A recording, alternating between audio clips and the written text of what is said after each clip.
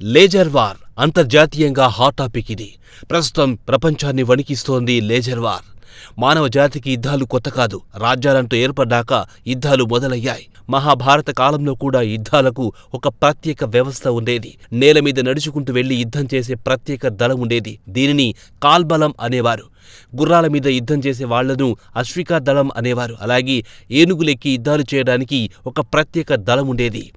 అయితే రాను రాను యుద్ధ రీతిలో అనేక మార్పులొచ్చాయి. యుద్ధాల్లో బాంబులు ఉపయోగించడం మొదలయ్యింది. ఆ తర్వాత ఒక దశలో అణ్వాయుధాలు కూడా ప్రయోగించాయి. రెండో ప్రపంచ యుద్ధంలో జపాన్లోని హిరోషిమా, నాగసాకి నగరాలపై అమెరికా అణుబాంబులు విసిరింది. ఆ విధ్వంసం నుంచి హిరోషిమా, నాగసాకి నగరాలు ఇప్పటికీ కోలుకోలేదు. కొన్నేళ్ల కిందట క్షిపణుల యుద్ధం వచ్చింది. రష్యా, యుక్రెయిన్ వార్లో రెండు దేశాలు ఎక్కువగా క్షిపణులనే ఉపయోగించాయి. ఇప్పటికీ క్షిపణుల మీదే ఆధారపడి రెండు దేశాలు యుద్ధం చేసుకుంటున్నాయి. ఇదిలా ఉంటే ఇటీవల లేజర్ వార్ సీన్లోకి ఎంటర్ అయ్యింది. లేజర్ కిరణాల ఆధారంగా జరిగే యుద్ధం ప్రపంచ దేశాలను కలవరపెడుతోంది. లేజర్ కిరణాలు అత్యంత శక్తివంతమైనవి. 2 కిలోవాట్ల లేజర్ శక్తితో 1 కిలోమీటర్ దూరంలో లక్ష్యాలను ఛేదించవచ్చు. శత్రు దేశాల డ్రోన్లలోని కమాండ్ కంట్రోల్ వ్యవస్థల అనుసంధానాన్ని తెంపేసి వాటిలోని ఎలక్ట్రానిక్ పరికరాల పనితీరును నిలువరించే సామర్థ్యం లేజర్ ఆయుధాలకుంటుంది.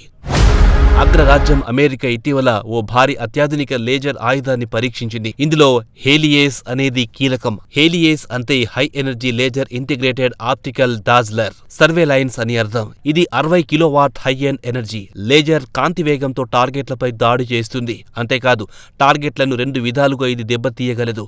ఇందులో మొదటిది హార్డ్ కిల్ అంటే లక్ష్యాన్ని భౌతికంగా నాశనం చేయడం. రెండోది సాఫ్ట్ కిల్ అంటే లక్ష్యం కమ్యూనికేషన్ వ్యవస్థను దెబ్బతీయడం.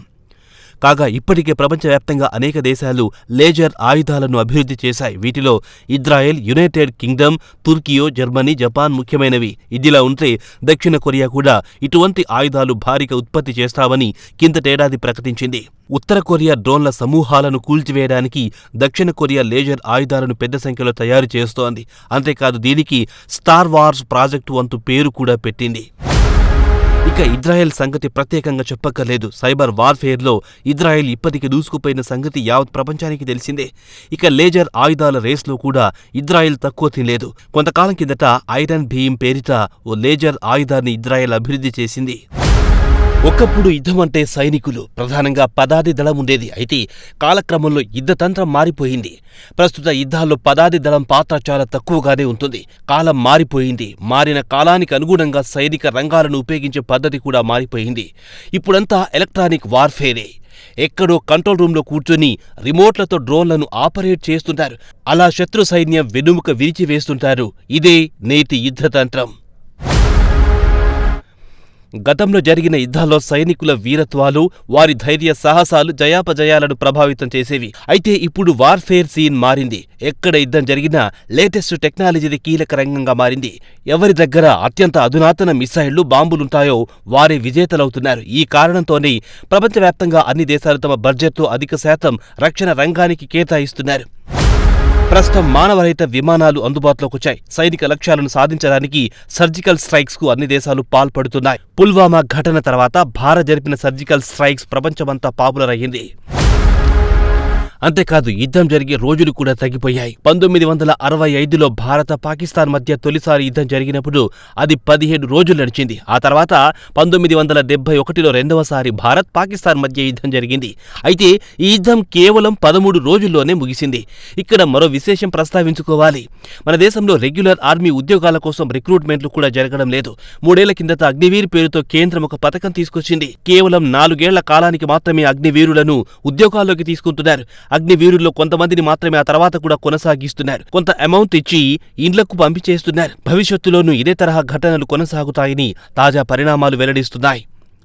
కాగా ఆపరేషన్ సింధూర్లో భారత్ అత్యాధునిక ఆయుధాలను ఉపయోగించింది. ఇందులో ప్రధానంగా చెప్పుకోవాల్సింది స్కాల్స్ క్రూయిజ్ మిసైల్. దీనినే స్మార్ట్ షాడో అంటారు. ఈ క్షిపణిని రాఫెల్ ఫైటర్ జెట్ల నుంచి లాంచ్ చేస్తారు. ఈ స్కాల్స్ క్రూయిజ్ మిసైల్స్ ఆపరేషన్ సింధూర్లో కీలక పాత్ర పోషించింది. జైషే మహ్మద్ అలాగే లష్కరే తోయిబాకు చెందిన అనేక బంకర్లను ఈ క్షిపణి ధ్వంసం చేసింది. హార్పీ డ్రోన్లు ఇవి కూడా ఆపరేషన్ సింధూర్లో కీలక పాత్ర పోషించాయి. వీటిని ఖచ్చితమైన టార్గెట్ల ధ్వంసానికి భారత సైన్యం వినియోగించింది. హార్పీ డ్రోన్లను ఉపయోగించి లాహోర్లోని ఎయిర్ డిఫెన్స్ సిస్టమ్స్ ను భారత బలగాలు సమర్థవంతంగా ధ్వంసం చేశాయి.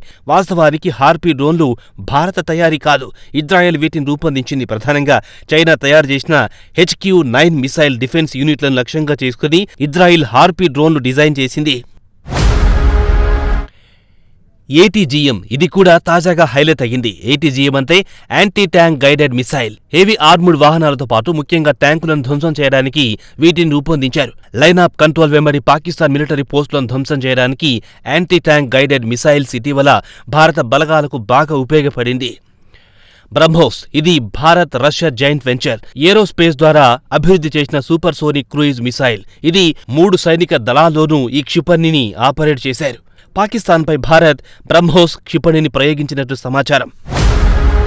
ఒకప్పుడు యుద్ధమంటే సైనికులు, ప్రధానంగా పదాతి దళం ఉండేది. అయితే కాలక్రమంలో యుద్ధతంత్రం మారిపోయింది. ప్రస్తుత యుద్ధాల్లో పదాతి దళం పాత్ర చాలా తక్కువగానే ఉంటుంది.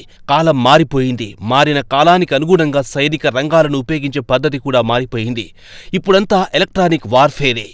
ఎక్కడో కంట్రోల్ రూంలో కూర్చొని రిమోట్లతో డ్రోన్లను ఆపరేట్ చేస్తుంటారు. అలా శత్రు సైన్యం వెనుముక విరిచివేస్తుంటారు. ఇదే నేటి యుద్ధతంత్రం.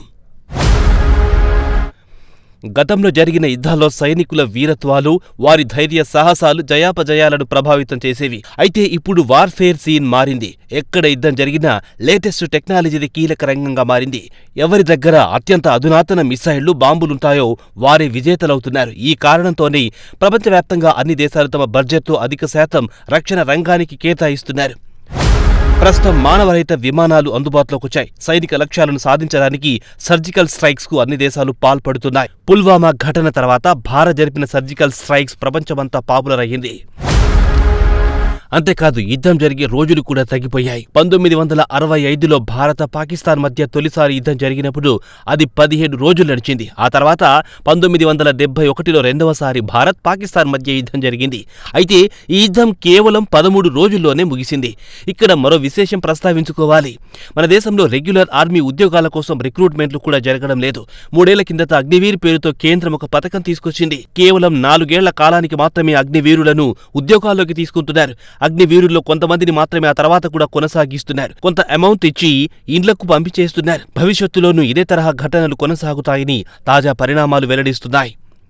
కాగా ఆపరేషన్ సింధూర్లో భారత్ అత్యాధునిక ఆయుధాలను ఉపయోగించింది. ఇందులో ప్రధానంగా చెప్పుకోవాల్సింది స్కాల్స్ క్రూయిజ్ మిసైల్. దీనిని స్మార్ట్ షాడో అంటారు. ఈ క్షిపణిని రాఫెల్ ఫైటర్ జెట్ల నుంచి లాంచ్ చేస్తారు.